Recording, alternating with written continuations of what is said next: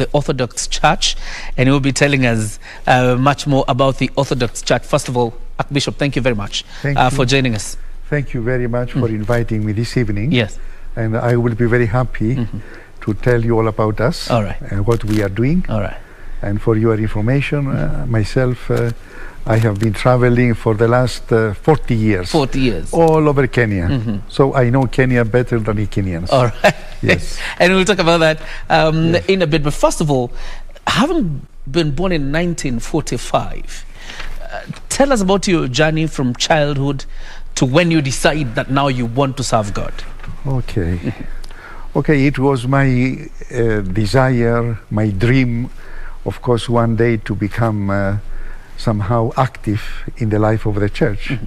But you know, as a young man, I was imagining myself a pianist. I was very much... Oh, you wanted to yes, play the I piano. want to, yes. Okay. This was my dream at first. But when I met in my life one holy man of the 20th century, who is very well known today internationally, a Russian priest, monk, he was actually telling me from the very beginning that God has another plan for me in my life. So I was listening to him. Finally, I followed his advice, and I went to study theology in Paris for 5 years. And then from there, again through his advice, I went to the University of Oxford, where I did my PhD. And during all these years, I was meeting the late Archbishop Makarios of Cyprus, who was connected with Kenya. You know very well that he was pioneer and the fighter for the independence in Cyprus, in the same way Kenyatta was fighting for Kenyans for the independence. You were born in Cyprus yourself? I was born in Cyprus myself, yes. So the Archbishop was assisting me from time to time, and actually under his scholarship I was able to fulfill all my education in Europe now for 11 years. So in himself, in his mind, he was thinking that I was the right person to come and take over whatever he wanted to do in this country of Kenya. And we'll talk about your mission in Nairobi and Kenya as well.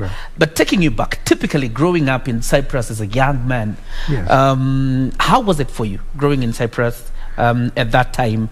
And were you connected to the vision that finally what you wanted, to do, other than being a pianist? Okay, it is true that my parents, actually, my mother especially, you see, she was very much interested in religion. And I can say that it is through her that I learned more about Christ and about the church.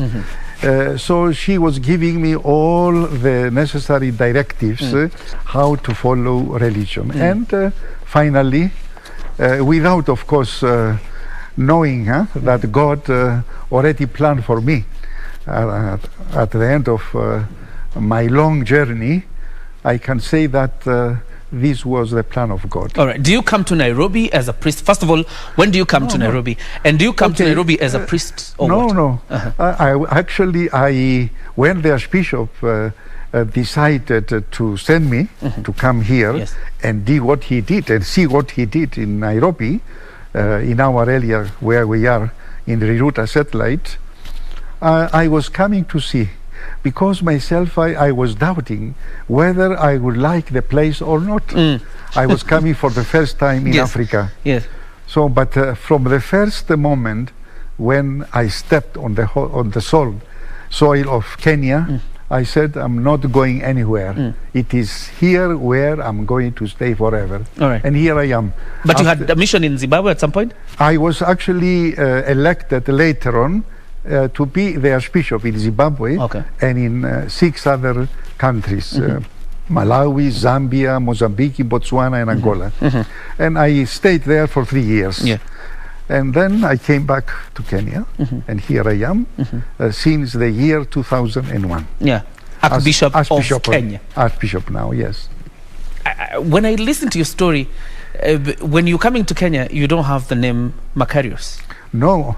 My name was different before the ordination. So when my name was Andrew, actually. Your name was Andrew? Yes. Okay. So during my first, let us say, the ordination, when I became a deacon, I was given the name Makarios. What does Makarios mean? Okay, it is somebody who is peaceful, dedicated, live in peace, etc. Yes. Yes. Andreas, you say you were Andrew. Yes. Now it's Andreas Makarios. Yes. Why Andreas? Okay, it is there because Andreas is my baptismal name. Okay. When I was baptized, I was given the name Andreas. Yes. When I was, looking you up, it was interesting to see the languages you can speak. How many can you speak? Okay, I can speak a number of languages, it is true.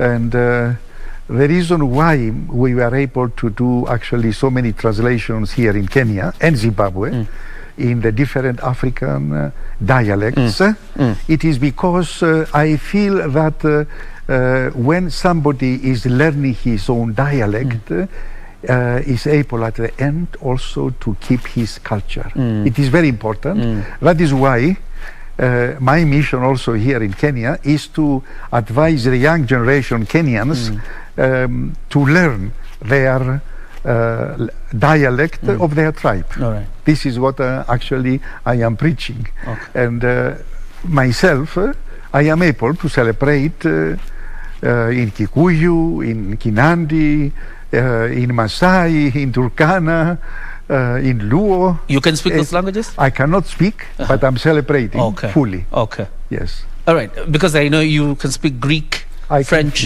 Italian, Russian too? Russian too, all right. Yes, because I was educated in the Russian Theological School in Paris. Is there any native language in Kenya that you can speak? Okay, fluently? Not really. Not fluently, but just a bit of I can, yes. When I meet people, I always converse with them anyway in their own. When they say, I'm an Andy, I say Chamken, sing. Okay. When you are a Kikuyu, I say Neate Aleo, Nekuega Muno, etc. So I can. All right. Yes. In 2015 is when the Orthodox Church gets the first native bishop in Kenya. 2015. Yes. Why did it take so long for the Orthodox Church to get a native bishop? The first African actually bishop was consecrated in the year 1973. How about in Kenya? In Kenya. In Kenya, the first bishop. The first bishop. It was in 1973. Yes. And he was actually a hero here in Kenya because he was also among the fighters for the freedom of Kenya during those terrible years of the 1952, and actually he was arrested. The British, they put him in prison, etc. So I can say that George Gaduna is his name. George Gaduna. Yes. He was one of the greatest heroes, I feel, of the Republic of Kenya, because he fought for the independence during the time of the Mau Mau. Okay. Help us understand the Orthodox Church. What is the beard? Okay, it is part of the tradition. It's part of the tradition? Of the tradition, yes. It comes from the ancient times, from the very beginning, actually. When the church was established during the day of Pentecost. And when Jesus invited his disciples to go out and preach, baptizing them in the name of the Father and of the Son and of the Holy Spirit. So it was the beginning of the missionary work of the church. Of course, ourselves, we believe that we come from that time, the day of Pentecost. It is the day when Orthodoxy was born. All right. Yes. In terms of the humanitarian works the Orthodox Church is doing, other than pastoral duties or preaching the gospel to people in the Republic of Kenya, I'm talking about Kenya specifically. Yes. What other humanitarian engagements do you have as the Orthodox Church? Okay, on my side, I have a passion myself for education. By profession, I am a teacher. So I am teaching. And when I first arrived in that area where we are today, and we have great institutions, educational institutions. We have the Patriarchal Seminary, we have the Kinianjui PC, Kinianjui, we have the Teachers College, we have a primary school, etc. So in that area, in those years, I'm talking about 1977, I was told that the area is very poor and they need at least some help in education, but also for the children who were somehow, they were telling me that they were sleeping hungry. So I decided to start a daily program inviting all the children of the area to come and eat something during the afternoon hours. And from there, it is actually the first time that we establish our first primary school, which is there, of St. Clement's, up to this moment, and we have 300 small children, kindergarten and the rest of the stages of the primary school. And for your information, it is our contribution to the society, to our society, because it is free. They don't pay. We are responsible to give them breakfast and lunch. We give them also uniforms and shoes and medical treatment, etc. So we started from there. But finally, because of my passion, I was able to extend our activities all over Kenya, and we have secondary and primary schools in different areas. Across the country? Across the country, yes. We have in Nandi, we have in Vihiga, we have in Nyeri, and in Kiambu, of course, in Nairobi, even in Lodwar. All right. Very interesting. Your investment as a church in education, which is a key component of empowerment. But let's go back to the church. I was trying to look, the Orthodox Church up, and I'm wondering, these are what you would call Catholics, Anglicans or so, read from Genesis to Revelation. Does the Orthodox Church use the same Bible as is used by the rest? Of course. We have, all of us, we have the same Bible. There is no way that we will not. But in our, let us say, orthodoxy, ourselves, we have two sources of revelation. Of course, the Bible is very important, but we have also the decisions of the ecumenical synods, the teachings of the fathers of the church. And we give actually similar value like the Bible. And we are getting a lot of teachings from the writings of the great fathers of the church. When I listen to you, Orthodox is a mainstream church. When, if you were to put mainstream churches together, your peers in the Anglican Church, for example, we had the first bishop, Anglican Church, from Butere Diocese. Is the Orthodox Church, or does it consider, bringing up women or anointing women to? I have to be very honest with you.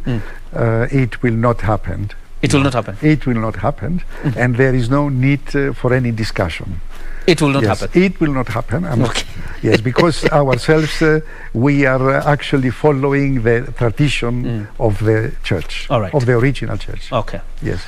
Tell us about this ritual I see in Russia. For example, I saw Vladimir Putin the other day, dip himself in the icy lake.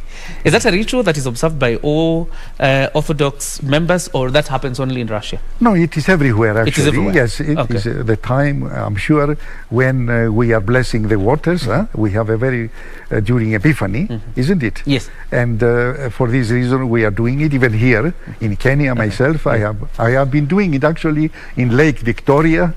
I did it. You dip yourself in Lake Victoria? Lake Victoria, Naivasha, and other lakes here in Kenya, even in Turkana. Yes. All right. As we wind up, very quickly, let's talk about the church and leadership in the country. When you compare about people who came ahead of you, you're talking about Bishops Alexander Muge, Archbishop Gitari, Archbishop Dingi Mwananzeki. There are people who had a very strong people who had a very strong stand when it comes to issues of governance. There are people who feel the church has now become a fence sitter when it comes to issues of public affairs, and particularly calling out government in its excesses. the names which you mentioned, you know, I knew them. Yeah. Especially the cardinal. Yes, I knew them very well.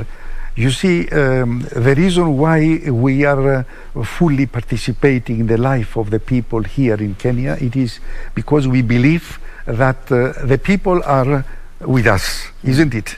So we have to give to our people the right directions. And of course, we are giving them what is necessary to be done, you know, for the country to be in peace. Because I remember all the past years, how many problems were when there were quarrels between the different tribes. My mission was to bring the tribes together. And I feel that I did a good work because I was traveling all over Kenya. Of uniting the warring communities? All over, yes. Okay. I was there. If the Kikuyus or the Nandis, they were having problems. If the Luyas or the Luos, etc., you know, myself, because of my mission, I was everywhere. His Eminence, let me cut you short just a bit. Because what I'm reaching out to, because there's a serious demarcation between state and church. The state and church. But that line appears to have faded in the recent years. We don't see so much of, you know, a difference between state and church, and particularly when it comes to, you know, the church calling out the excesses of state. Okay, because as I said before, you know, our role is to bring unity among the people. So our role is to teach our people. Of course, they have their rights. We are not denying. Each and every person is free and he can express himself the way he wants. And ourselves, we are encouraging, you know, our people to stay in peace. Because if we don't, we will see things which are not pleasant in our lives, and killings, which we don't actually approve. All right.